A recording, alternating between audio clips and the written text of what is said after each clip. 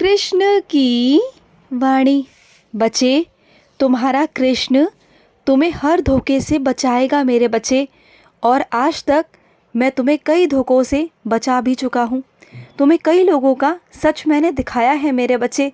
कई लोग तुम्हारे साथ विश्वासघात कर रहे थे, कई लोग तुम्हारे साथ धोखा कर रहे थे मेरे बच्चे। और उनका जो जाल बिछाया हुआ था वहाँ से मैं तुम्हें बाहर निकाल कर लाया, उनका सच तुम्हारे सामने लेकर आया मेरे बच्चे। और ऐसे ही हर धोखे से तुम्हें आगे भी बचाऊंगा।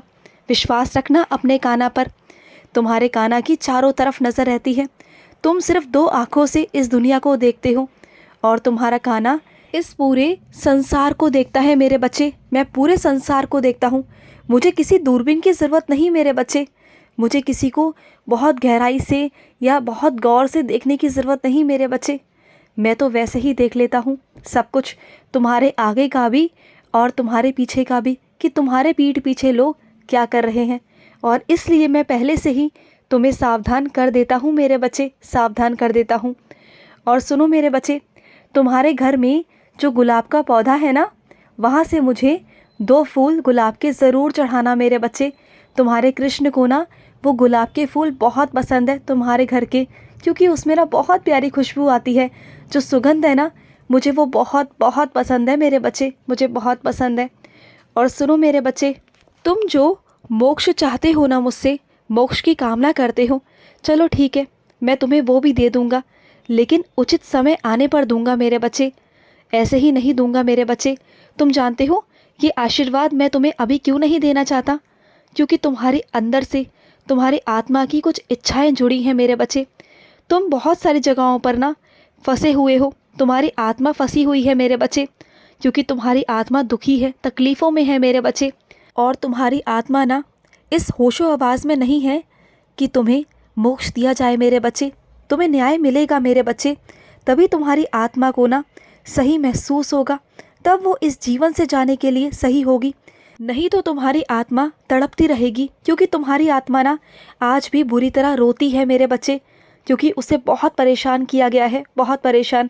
गलती ना होने के बावजूद भी उसे कभी संभाला नहीं गया, उसे कभी बताया नहीं गया, हमेशा उस पर ही दोषारोपण किया गया है सबकी तरफ से। कभी उसे प्यार से बात नहीं की गई, कभी उसकी तरफ प्यार की नज़रों से देखा तक नहीं गया। हमेशा सबकी गलतियाँ उस पर ही मढ़ दी जाती हैं। और इस वजह से तुम चाहते हो ना मोक्ष? नहीं मेरे बच्चे, मैं ऐसा नहीं करने दूंगा। ये सब बोलना या कहना बंद कर दो मेरे बच्चे। अगर मांगना है ना तो मुझसे रोज़ प्रार्थना करो कि कृष्ण मेरी इच्छाएं सारी पूरी करो, जितनी भी मेरी इच्छाएं हैं ना उसकी पूर्ति करो कृष्ण। मुझे मेरी इच्छाओं की खुशी दो, मेरे हक की खुशी दो। रोज़ यही प्रार्थना मुझसे करना। आज से शुरुआत करो मेरे बच्चे।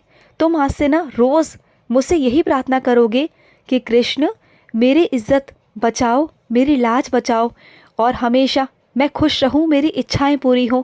फिर देखना मेरे बच्चे कि तुम्हारा जो जीवन है ना वो किस ओर पलट जाएगा मेरे बच्चे। और जो भी लोग तुम्हें सताते हैं, परेशान करते हैं ना, जाने अनजाने तुम्हें तकलीफ़ पहुंचाते हैं, वो ऐसा नहीं कर पाएंगे, तुम देखना मेरे बच्चे। और जो ये मोक्ष की बात है ना, ये भी तुम्हारे दिमाग से निकल जाएगी। अगर फिर भी तुम्हें ऐसा लगेगा ना तो मैं तुम्हें मोक्ष दूंगा, तुम्हारा कृष्ण देगा, लेकिन सही शर्तों पर, जब तुम्हारी आत्मा अंदर से खुश होगी। क्योंकि आज तुम्हारी आत्मा अंदर से रोती है, कलपती है मेरे बच्चे। और जो मैं कभी भी तुम्हें ये आशीर्वाद नहीं दे सकता, इस तरह तो बिल्कुल नहीं दे सकता कि तुम्हारी आत्मा रोए मेरे बच्चे, कभी नहीं दे सकता। और सुनो, अगर कोई तुम्हारी बेइज्जती कर रहा है ना मेरे बच्चे, तो तुम रास्ता बदल लो मेरे बच्चे, जगह बदल लो। मैं जानता हूँ कि कोई तुम्हारी बार बार बेइज्जती करता है, तो एक कमरे से उठकर दूसरे कमरे में चले जाओ, जगह बदल लो मेरे बच्चे। उन्हें जवाब देने की कोई ज़रूरत नहीं है मेरे बच्चे, कोई ज़रूरत नहीं है। बस तुम शांत रहो। जिस दिन मैं जवाब दूंगा ना तो मेरे जवाब कुछ अलग होंगे मेरे बच्चे, बहुत विचित्र होंगे, जो वो संभाल भी नहीं पाएंगे। तो तुम शांत रहो।